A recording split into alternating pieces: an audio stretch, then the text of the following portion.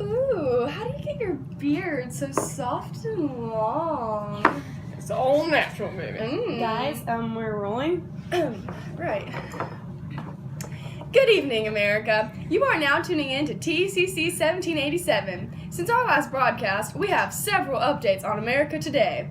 We have lots of interesting updates, so make sure you stay tuned with us. First on our agenda, we want to talk about the new Constitution. We're going outside Independence Hall with our headliner, Miss Brooks. Thank you, ladies. I am here standing outside of Independence Hall, where our Federalists and Anti-Federalists are at the moment. Currently, our Anti-Federalists are trying to oppose the ratification of the new Constitution.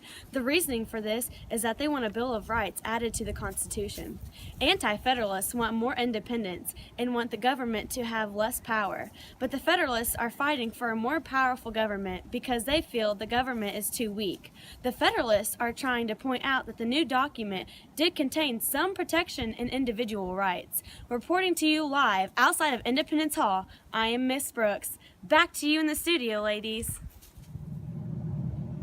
Thank you, Miss Brooks. Off and on for 17 months, Congress debated the problem of uniting the former colonies. 10 years ago today, as we speak, the Articles of Confederation were being approved. These articles established a firm league of friendship among the states. The ratification or approval of each of the 13 states was needed first. 11 states approved the document within a year. However, Delaware and Maryland were hesitant, but they approved. Although in each state the articles had several important powers that were missing. For example, Congress did not have the power to tax and could only raise money by borrowing from states, which, as we know, is a very poor source. The Congress was also unable to regulate trade between the states. This lack of central mechanism to regulate the young nation's growing commerce was one of the major factors that soon led to the adoption of the Constitution. Congress was further limited by a lack of power to make the states obey the articles and laws it made.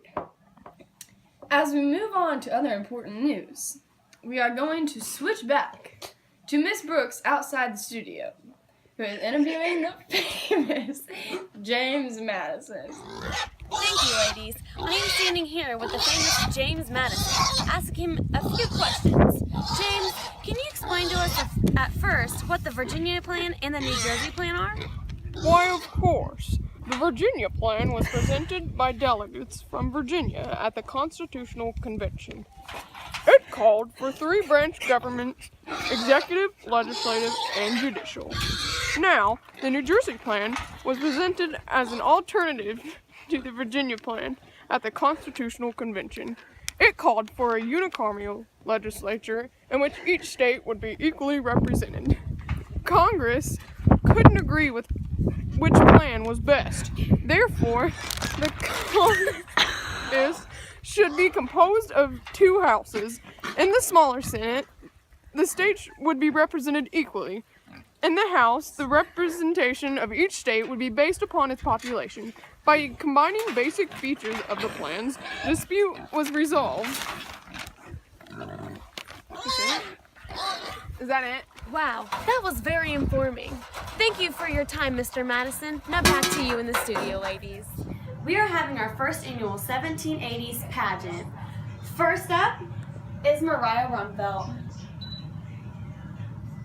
We are going to be asking you one question, and then we're going to have you step to the side. Okay, ready? First question. Can you spell Constitution for me? K-U-N.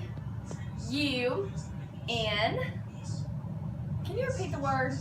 Constitution. Right. K-U-N. Can you spell the word? That's your job, honey. Right. Can you give me a definition?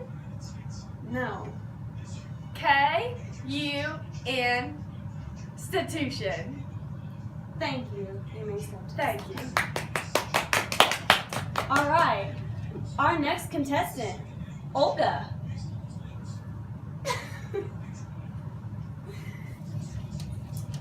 All right.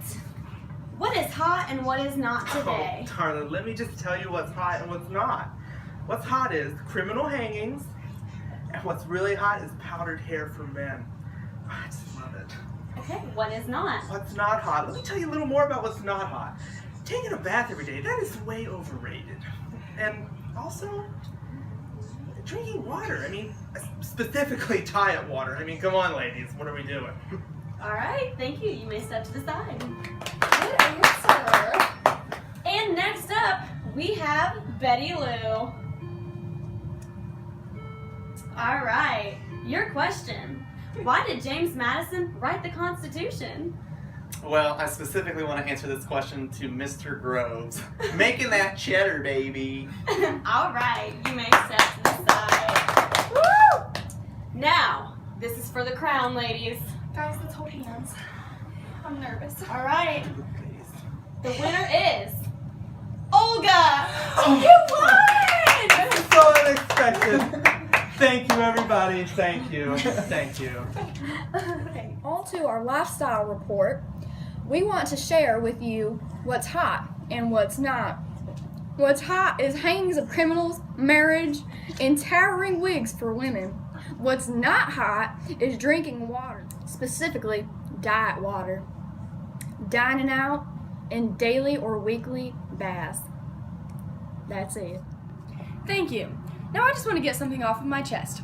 The Constitutional Convention was intended to revise the Articles of Confederation. The intention from the outset of many of its proponents, chief among them James Madison and Alexander Hamilton, was to create a new government rather than fix the existing one. My opinion is that there is a huge problem there. They should have gotten together and tried to at least rebuild the old government instead of completely scratching it and creating a new one. The existing one wasn't perfect, but with some revisions would have been great. Sorry about that small rant of mine. Now on to you about more important news. Once it had been agreed to base the seats in the House of each state's population, a new question arose. Should slaves be counted in figuring the populations of the states? The debate was fierce yet again. Delegates from the southern states agreed that slaves should be counted, but most northerners took the opposing view. The framers finally agreed to do the 3/5 compromise. It provided that all free persons should be counted, and so too should 3/5 of all other persons. For the 3/5 won by the Southerners, the Northerners exacted a price. The formula was also to be used in fixing the amount of money to be raised in each state by any direct tax levied by Congress. Well, that is all the information we have for today. I'd like to thank my co-host for joining me, and thank you for tuning in to TCC 1787. Have a great rest of your day. That's all, folks. It's all natural, baby. Oh, it's all natural, baby. That's the new Constitution. Good answer. So today, as we speak, the articles of Madison. I think I'm trying to get my cheese out. Let slaves be counted in figuring the populations of the states. The debate was fierce, yet again.